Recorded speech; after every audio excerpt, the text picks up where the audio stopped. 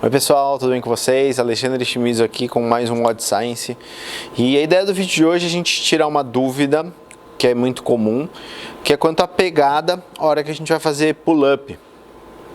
Pull-up barra fixa, aquele movimento que, para quem não é tanto do CrossFit, talvez não use esse termo. Então assim, a gente tem conceitualmente em inglês, a gente tem que pull-up é nesta pegada aqui, a pegada pronada, e o chin-up é nessa pegada aqui, que a gente chama de pegada supinada, tá? E aí, conceitualmente, a gente tem, ou conceitualmente não, mas a gente tem ou não sei se é bem senso comum ou de onde surgiu nisso, mas que a gente fala que assim, a hora que a gente faz na pegada pronada, um músculo mais das costas, e quando a gente usa essa pegada aqui supinada, a gente vai ter uma ação maior de bíceps, tá? Então eu trouxe um artigo hoje, que é o do Dick, que ele estuda, através de eletromiografia, ele fez uma análise de ativação muscular. Ele pegou esses músculos que eu falei, do latíssimo do dorso, pegou o bíceps, e ele comparou duas formas, uma que era o pico máximo de ativação, e uma média da ativação muscular. E aí o que ele achou de importante para a gente é que não houve uma diferença significativa na mudança de pegada. Tá? Então, se a gente pensar naquela história lá de que assim pega mais bíceps, assim pega mais latíssimo, isso não se confirmou nesse estudo dele.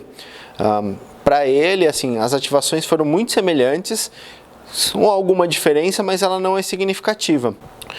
Então, se você está pensando simplesmente em treinar um pull-up, o tipo de pegada não vai fazer você trabalhar mais bíceps ou mais costas, tá? Isso, nesse artigo, é o que a gente viu que isso não acontece. Pensando em CrossFit como esporte, a gente tem uma tendência maior a usar a pegada pronada. Por quê? Os movimentos de keeping ou butterfly, a gente tem uma tendência a fazer nesta pegada aqui, nessa pegada pronada. Por quê? Nessa pegada aqui, você depende de uma mobilidade de ombro maior, você precisa ter um ombro muito mais móvel, ou com uma amplitude de articular muito maior do que nesta pegada aqui. Não que não seja possível, não que não seja treinável, mas é mais usual aqui. Então assim, se a gente for pensar num ponto de vista do treino específico para o esporte CrossFit, talvez esta pegada seja ideal.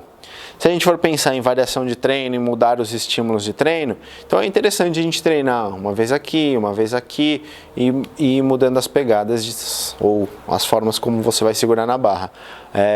Nesse estudo também ele estudou a pegada neutra, que é uma que a gente, pelo menos aqui na CrossFit Minas, a gente não costuma usar, porque a gente não tem como fazer essa pegada neutra, a gente não tem a nossa barra, ela é fixa aqui, e ele usou também uma pegada numa corda, então ele passava uma corda na barra e fazia o pull-up.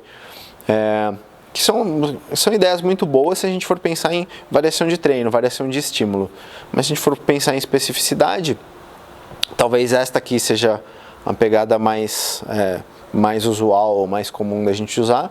E essa opção que ele passou de pensar na corda, talvez seja interessante para a gente preparar para um rope climb legless, uma subida na corda sem usar a perna e tudo mais. Talvez seja interessante para a gente já treinar um pouco de antebraço também, a mais. Então, como variação, é uma opção interessante.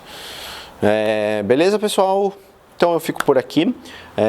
Como sempre, o link do artigo está aqui embaixo. Se você gostou e quiser assinar o canal, é só clicar nesta bolinha aqui. E por hoje é só. Valeu, pessoal!